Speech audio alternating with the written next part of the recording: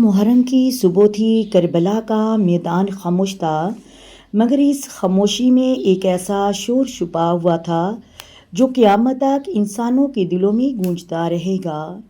خیمے جل چکے تھے، پیارے شہید ہو چکے تھے اور اہل بیت قیدی بن چکی تھیں۔ ایک چھوٹا سا بچہ ماں کا ہاتھ پکڑے آہستہ آہستہ پوچھتا ہے، اماں کیا بابا واپس آئیں گے؟ ماں کی آنکھوں سے آنسو بہنے لگتے ہیں، مگر وہ اپنے بچے کو سینے لگا کر صرف اتنا کہتی ہے، بیٹا جو اللہ کی راہ میں جان دیتے ہیں وہ کبھی مرتے نہیں، وہ ہمیشہ زندہ رہتے ہیں۔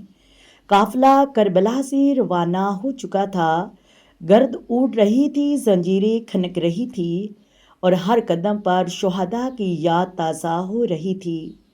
ننھے بچوں کی پیاس بھی ختم نہیں ہوئی تھی، مگر ان کی زبان پر شکایت نہیں، صبر تھا۔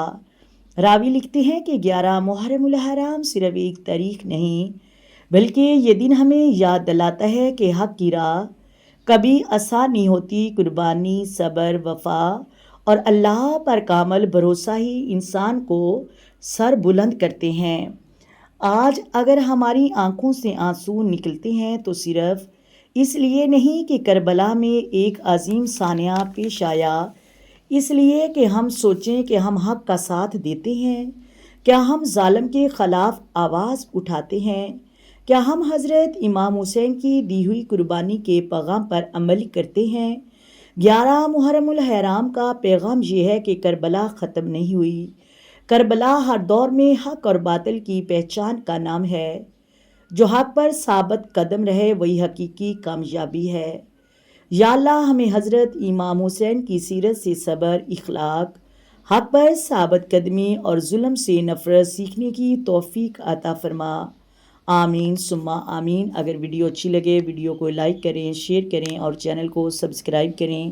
آئے مل کر آقا دو عالم نور مجسم سرور کائنات صلی اللہ علیہ وآلہ وسلم کی ذات پر درود و سلام کے نذرانے پیش کریں۔ الصلاۃ والسلام علیک یا سیدی یا رسول اللہ، الصلاۃ والسلام علیک یا سیدی یا نبی اللہ، الصلاۃ والسلام علیک یا سیدی یا خاتم النبیین، الصلاۃ والسلام علیک یا سیدی یا محمد رسول اللہ۔